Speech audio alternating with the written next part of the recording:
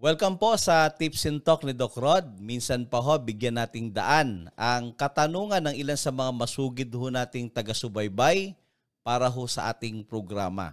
Ito ho, basahin natin. Mula ho sa Milan, Italy, mula kay Miss Hazel. Ito ho ang kanyang tanong. Doc, ano po ba ang magandang benepisyo ng phytosten? Ito po ba ay pwede sa mga buntis? Pwede po bang isabay ito sa mga nagme-maintenance para sa blood pressure, sa blood sugar, tsaka sa blood cholesterol?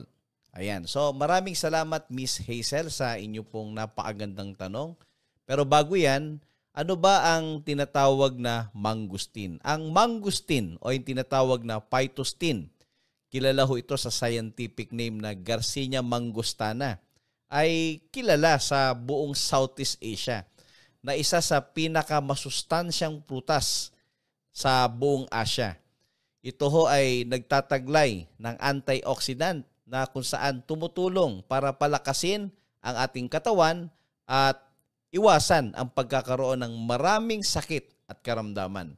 Ang tanong ni Miss Hazel, ano ba ang benepisyo nito sa ating kalusugan?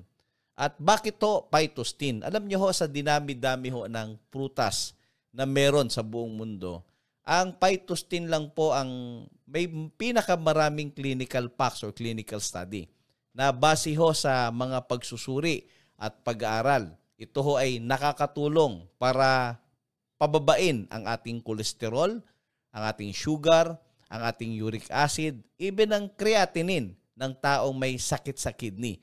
At ito ho ay nakitaan din ng mga anti-cancer. Ibig sabihin po niyan, para maiwasan yung pagkakaroon ng sakit na cancer, ugaliin na umiinom lagi ng phytosten.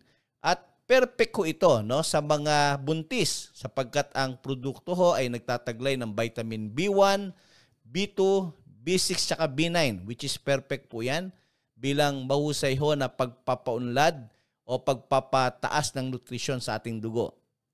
Kung sakaling meron kayong iniinom na gamot sa ngayon, alam nyo ba na ang phytosten ay pwedeng isabay sa anumang uri ng gamot sapagkat una sa lahat ay ang phytosten hindi namang gamot.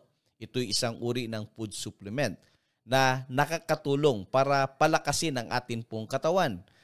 Tandaan natin, anumang gamot ang iniinom ho natin kung walang sustansya ang kinakain natin at mahina ang ating katawan, minsan hindi rin ho nagte-take effect ang gamot.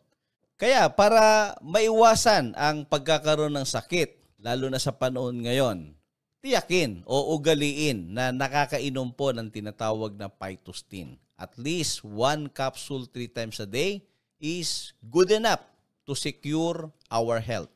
Minsan pa, patuloy ho ninyong subaybayan ang aming programa, Tips and Talk ni Doc Rod, para sa karagdagang impormasyon at kaalaman na makakatulong po sa ating kalusugan. Salamat po.